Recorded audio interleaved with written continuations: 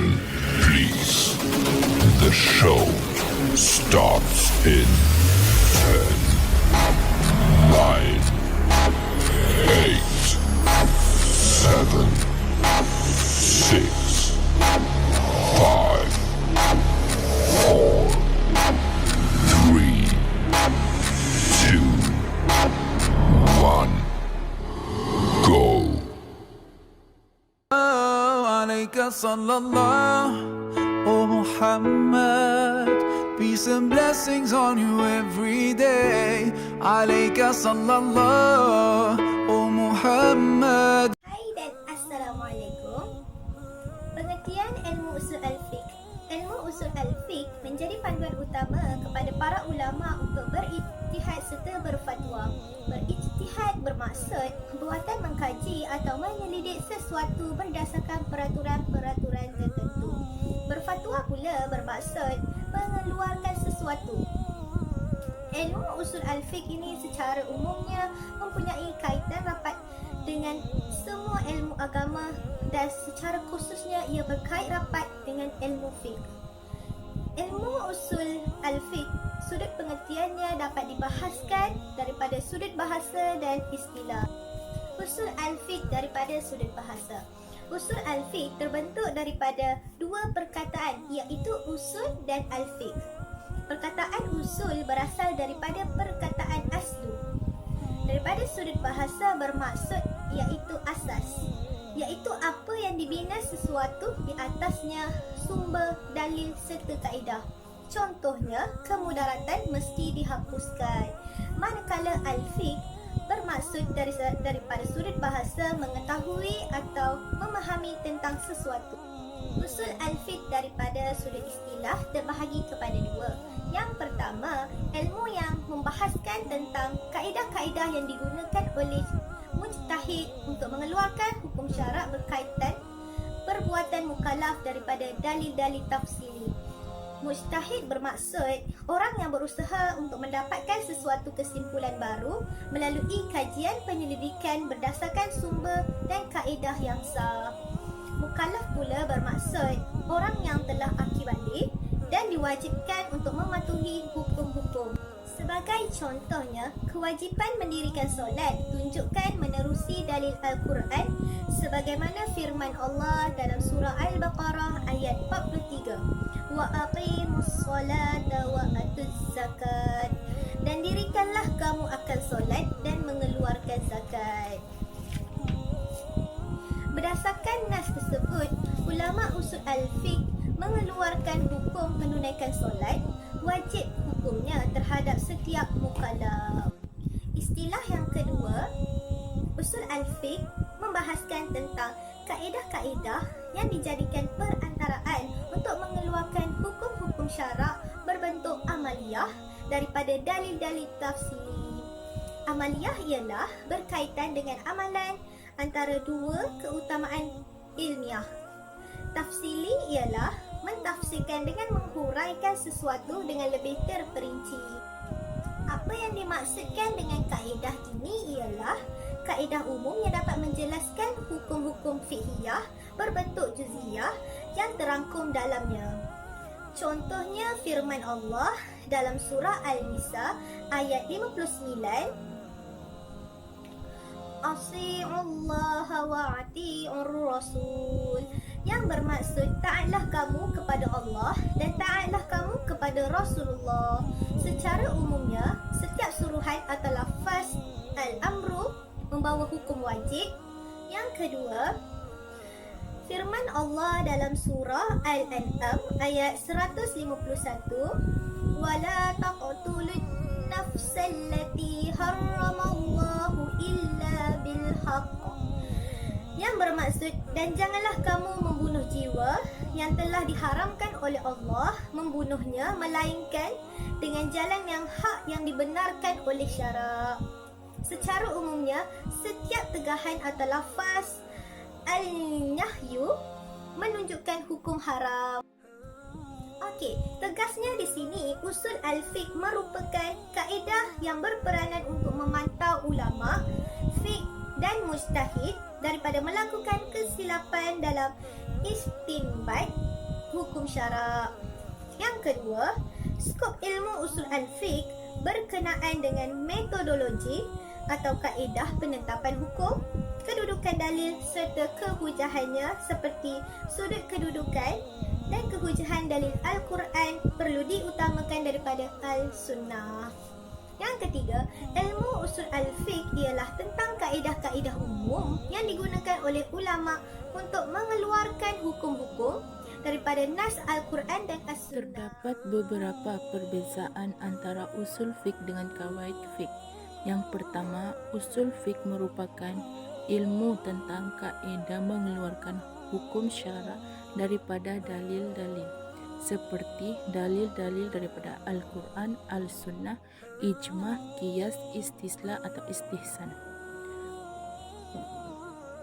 Manakala kawaid fiqh pula membincangkan hukum fiqh itu sendiri berdasarkan kepada kaedah yang dikumpulkan daripada hukum-hukum yang mempunyai persamaan dari sudut yang tertentu, seperti kaedah tentang niat, syak, mudarat dan adat. Seterusnya, perbezaan dari segi punca. Usul fiqh berpunca daripada perbahasan lafaz-lafaz dalam Arab, nahwu, saraf dan balaghah. Ini diperoleh secara istiqra' atau induktif terhadap teks-teks Arab maupun khutbah. Manakala kawaid fiqh pula diperoleh daripada hukum syarak yang 5, iaitu wajib, haram, sunat, makruh dan harus, fatwa-fatwa dan masalah fiqh. Yang terakhir, perbezaan dari segi kaedah, iaitu usul fiqh lebih khusus kepada ahli ijtihad dan ahli fatwa. Ini kerana dalam usaha untuk menyimpulkan hukum syarak dari dalil-dalil. Begitu juga dalam menyelesaikan hukum masalah yang tidak disebutkan hukumnya dalam dalil-dalil, muktabar dan permasalahan baru. Namun berbeza dengan kawaid fiqh, ia lebih khusus dengan ahli fiqh atau pelajar. Mereka ini yang dijadikan rujukan untuk mengetahui hukum-hukum furuk sebagai alternatif merujuk kepada bab-bab yang berselerakan.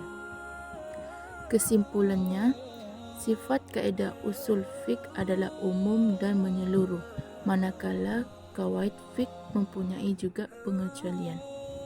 Oleh sebab itu, ia juga disebutkan sebagai kaedah aglabiyah, yakni kaedah kebanyakan, bukan umum kulli. Assalamualaikum warahmatullahi wabarakatuh. Pada kali ini saya akan menceritakan tentang fungsi dan tujuan usul fiqh. Sebagai yang kita tahu sebentar tadi, rakan-rakan saya telah menceritakan apa itu usul fiqh. Oleh kali ini kita akan menceritakan tentang fungsi dan tujuan usul fiqh. Yang pertama ialah usul fiqh ini digunakan sebagai salah satu cara bagi mengeluarkan hukum baharu yang sentiasa berubah mengikut perkembangan zaman dan keperluan masyarakat. Contohnya seperti kawasan persekitaran dan sebagainya. Yang kedua, bagi memudahkan ulama yang berfatwa untuk mengeluarkan hukum kerana mempunyai landasan dan panduan. Yang ketiga, memberi kefahaman yang lebih mendalam tentang pelbagai aturan. Contohnya dengan apabila dia memberikan kefahaman yang lebih mendalam tentang pelbagai aturan, dia akan dengan itu kita sebagai manusia, sebagai insan, kita mengetahui aturan-aturan secara terperinci mengenai kewajipan, tanggungjawab manusia terhadap Allah Subhanahu Wa Taala, hak dan kewajipan dalam rumah tangga dan bermasyarakat, tambahan lagi mengetahui cara bersuci, solat, zakat, puasa, haji, nikah, talak, rujuk, warisan dan lain-lain. Yang keempat, menjadi seorang insan yang sentiasa bersikap dan bertingkah laku baik bagi mendapat keredoannya. Sebagai insan dan umat Islam, kita perlulah macam bersikap dalam kehidupan dengan mempelajari usul fiqh ini. Kita tahu yang mana perbuatan wajib, yang mana perbuatan sunnah, makruh, haram, sah, batal. Di samping itu juga usul fiqh sangat berguna bagi menghindarkan diri kita dari mengikuti alasan-alasannya. Dengan kata lain, menghindarkan diri dari taklid. Terdapat pelbagai dan banyak lagi fungsi dan tujuan usul fiqh ini. Namun secara ringkasnya hanyalah 4 ini adalah yang paling terpenting bagi saya setelah saya mengkajikannya.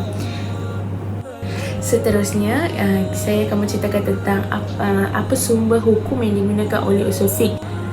Sumber hukum atau dalil ini ialah sumber pengambilan dalam menetapkan sesuatu hukum syarak. Sama ada ia berasaskan sumber yang disepakati oleh ulama mujtahid ataupun sumber yang tidak disepakati kalangan mereka. Yang pertama, umum mengetahui bahawa Al-Quran ialah kitab suci yang mengandungi pelbagai jenis ilmu pengetahuan, hukum syarak, adab, berita alam gaib, berita telah berlaku, sekarang mahupun akan datang. Yang kedua ialah Al-Sunnah, iaitu perkara yang lahir daripada kelakuan Nabi SAW, sama ada berupa perkataan, perbuatan, sifat fizikal dan rohani ataupun pengakuan. Yang ketiga ialah ijma'. Okey, apa itu ijma'? Ijma' ialah persepakatan pendapat ulama mujtahid mengenai sesuatu masalah. Persepakatan ulama mujtahid daripada umat Nabi SAW lagi selepas kewafatan baginda SAW dalam perkara yang berhubung dengan hukum syarak. Yang keempat ialah kias. Kias ini adalah ukuran persamaan, iktibar atau mengambil pengajaran dan menyerupai persamaan sebab dalam suatu perkara furuk yang telah berlaku dalam perkara baharu berlaku mengikut persamaan ilah hukum. Contohnya, pengharaman tuak masam berdasarkan ilah ia memabukkan seperti arak. Sekian, terima kasih. Seterusnya ialah kepentingan usul fiqh. Terdapat banyak kebaikan dan manfaat sekiranya kita mempelajari serta memahami ilmu usul fiqh. Antaranya ialah manusia dapat mengetahui cara dan bagaimana ulama dan mujtahid mengeluarkan hukum dan menggunakan ilmu usul fiqh dalam menetapkan hukum bagi sesuatu masalah. Kedua, manusia juga dapat mengetahui cara-cara bagaimana ulama menetapkan sesuatu hukum serta mengetahui kaedah-kaedah mengistinbat berdasarkan dalil-dalil syarak. Selain itu, kita juga dapat mengetahui asas-asas bagi hukum syarak dan hikmat-hikmatnya. Seterusnya, dapat mengeluarkan hukum-hukum baharu yang sentiasa berubah-ubah mengikut perkembangan zaman dan keperluan masyarakat. Seterusnya, dapat mengetahui cara mengeluarkan hukum daripada dalil sehingga dapat menentukan hukum terhadap perbuatan mukallaf. Selain itu, ulama juga dapat mengistinbat hukum dengan lebih tepat berasaskan nas. Seterusnya, dapat mengetahui hukum dan beramal penuh yakin dan bukannya dengan bertaklid. Melalui ilmu usul fiqh juga boleh mengetahui hukum syarak yang telah dikeluarkan oleh para mujtahid dan dipadukan dengan pendapat ulama yang berselisih antara mereka. Hal itu bertujuan untuk mencari yang kukuh serta pendapat yang berpegang dengan dalil paling kuat untuk beramal dengan hukumnya. Seterusnya, melalui ilmu usul fiqh ini juga dapat memudahkan ulama yang berfatwa bagi mereka untuk mengeluarkan hukum kerana ada landasan dan panduan. Akhir sekali, manusia dapat mengetahui faktor dan punca ulama berselisih mengenai sesuatu hukum dan juga mengeluarkan hukum baharu yang tiada nas Al-Quran dan As-Sunnah. Assalamualaikum warahmatullahi wabarakatuh. Saya akan memberitahu sedikit sebanyak tentang Imam Al-Qadi Abu Yusuf. Imam Al-Qadi Abu Yusuf ataupun nama sebenarnya ialah Yaqub bin Ibrahim bin Habib bin Khanis bin Sa'ad Al-Anshari dan beliau dilahirkan di Kufah, Iraq pada 113 Hijrah dan wafat pada 182 Hijrah. di kota Baghdad. Imam Al-Qadi Abu Yusuf ini digambarkan sebagai seorang yang haus kepada ilmu pengetahuan, terutama berkaitan dengan ilmu pemahaman hukum. Walaupun Abu Yusuf ini dilahirkan di dalam keluarga yang miskin, namun perkara ini tidaklah menghalang beliau untuk terus menuntut ilmu.